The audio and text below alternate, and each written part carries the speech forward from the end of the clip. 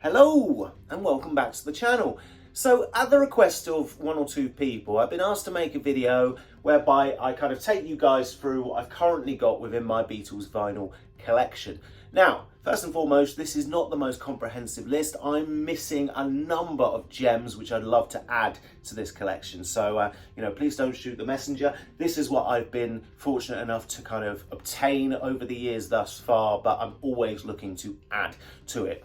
As always, if you like this video, then please click the like button below, or even better, subscribe to my channel, as that would be much appreciated. Right, so starting with the top shelf, we'll get some of the box sets out of the way first. The first box set, and one I'm really proud of, is the Revolver box set. Obviously this is back to front, so you can't see the front cover, but this is the 2022 Revolver remix by Giles Martin. It also includes the mono version of the album as well, which I was unfortunate enough to miss in 2014, so very, very happy that was contained. This is actually my favourite box set out of all of them. So there's that. I've got the Revolver box set. Next up, getting a little bit tight here. Obviously from last year, this is the Beatles Red and Blue. I've just got the standard black vinyl. I didn't get the coloured vinyl, unfortunately, but this is the box set of that, which is very, very good. Although, next in line, I have the Beatles Red and Blue from 2014. So this is the 2014 analog copy.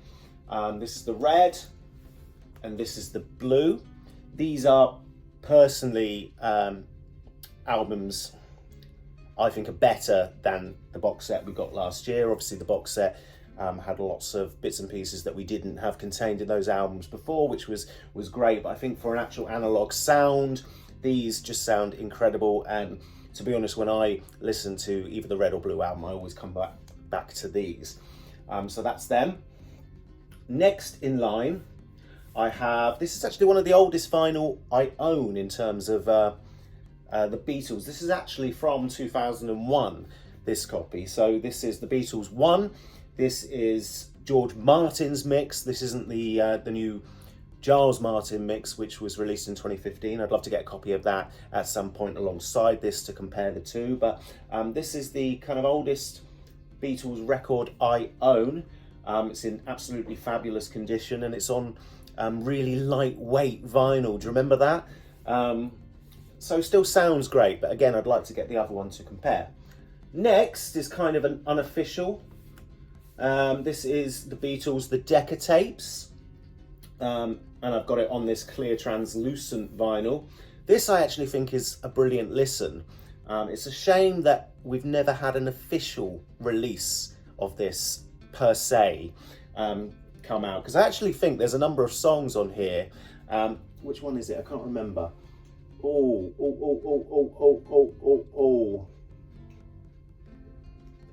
Where's Love of the Loved? That's it, which is an absolutely fabulous song. Yeah, I actually think this is really good. In many ways, I enjoy this more than their debut album, Please Please Me, but we're coming on to that one next. So I've got one copy of Please Please Me. This is the 2012 stereo. Hopefully one day we might get some sort of anniversary special for that. Also got With the Beatles, this is the 2012 stereo again. And then moving on to A Hard Day's Night, 2012 stereo again.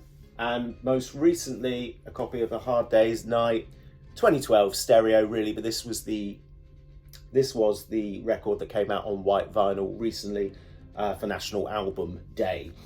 So there's that. Next up, got a 2012 Beatles for Sale. Very good.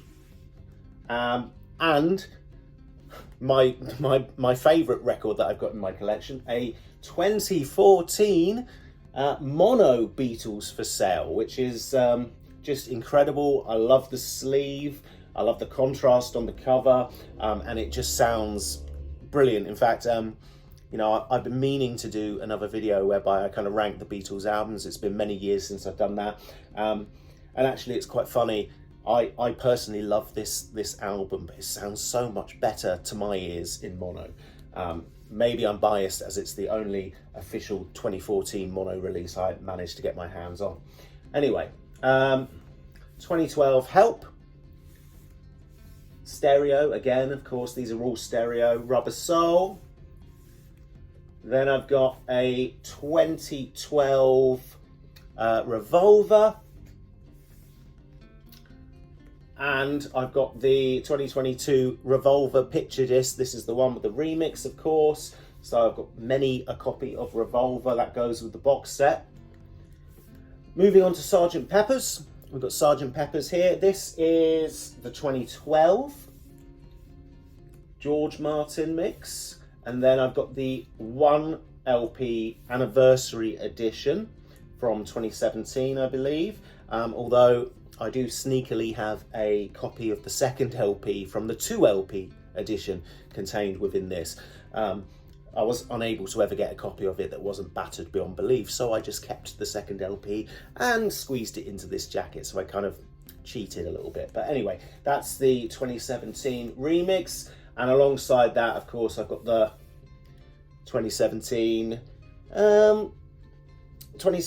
picture disc remix edition, which I don't, for obvious reasons, listen to very much at all. Moving on, a 2012 White Album. Then the 2012 Magical Mystery Tour, brilliant album. Then a 2012 Yellow Submarine, another one that doesn't get many plays, unfortunately. And following that, I've got this, the Beatles Yellow Submarine songbook, which is just so much better than the previous album. And again, this is on really lightweight vinyl, but the mix, I might actually end up doing a video about this record, just simply because the mix of the tracks are something special. It's very different within the Beatles catalogue. So that's a really enjoyable listen. That is my go-to if I want to listen to anything related to Yellow Submarine. After that, we've got Let It Be 2012. And then we've got the Let It Be picture disc from the most recent Giles Martin remix. Followed up by a 2012 Abbey Road. And then the Beatles Stereo Past Masters. I did actually once upon a time have a copy of the Mono Masters, which was a far superior record, but unfortunately I sold it on because I wasn't happy with the condition of the jacket. Perhaps a mistake that I am living to regret. But anyway, after that, we've then got Beatles The Love Album, followed off by kind of oddity, I suppose, Now and Then. This is the 12-inch single on red vinyl. I got this at HMV. This was their exclusive. I know there were many kind of exclusive shops in America where you could get the red one as well. And then finally for this shelf, I've got the Blu-ray box set of Magical Mystery Tour, which contains the kind of the EP, the original EP, or a replica of within, which is actually a really lovely listen. Don't often get it out because 45s, in my opinion, are a tad bit awkward to play, but I've got that just in case I want to feel like I'm listening to what came out at the time. But that's a brilliant box set, very well worth the money, quite difficult to find these days. So that is shelf 1. Right, so I apologise that you can't see this very well, but on this bottom shelf here, I'll very quickly go through it. I've got the Beatles Anniversary White Album box set, which is an excellent addition to the collection. Alongside that, I've got the Abbey Road Free LP Anniversary Edition. And housed inside here, I've also got a copy of the picture disc that came separately, which I've squeezed in because there just so happened to be enough room, which is kind of nice, but you can't see that, but that's in there. And then finally, for the kind of individual albums, I've got the big, oh God, it's so big, you can barely move it. Got the big Let It Be box set, which again is back to front, as you would expect with these. But that's in here as well, which is a great addition. That's my second favourite of all the kind of anniversary box sets that we've got. Getting towards the end now, this is the Beatles singles collection. And inside here, I've also got a copy of the Now and Then 7-inch single, which was a turquoise colour, I do believe. And there was enough space in this box to kind of add that to the single collection, which is brilliant. And then finally, a couple of 45s. This is the Beatles live in Munich. Then I've got the NME Poll Winners 1964 concert, supposedly. Not probably in its entirety. A copy of the Beatles Long Tall Sally EP in mono, which is great. And then the single for not Sergeant Pepper, the single for Strawberry Field and Penny Lane. So that is it. That's the entire collection thus far. Right, so as requested, that was it. That was the majority of my collection. And there are a number of bits and pieces that I am admittedly missing. I'd love to get the anthologies 1, 2 and 3. You can't seem to find them anywhere, if not for an extortionate price. So I'm hoping they'll do a re-release of those 2. I don't have the Live at the BBC. Those 2 albums, I don't have that. And I'm also hoping that eventually we might get another copy or pressing of Let It Be Naked.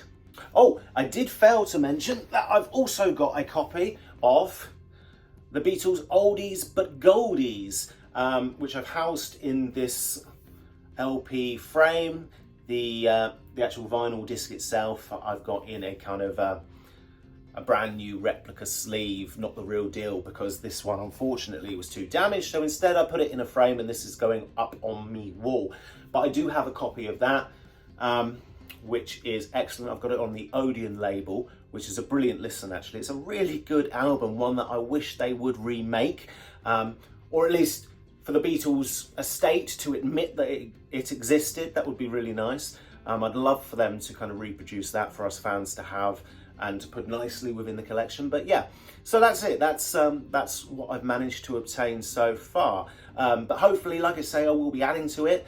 Obviously, in a few days' time, the Capitol Mono box set will be released. So this is just only likely to improve.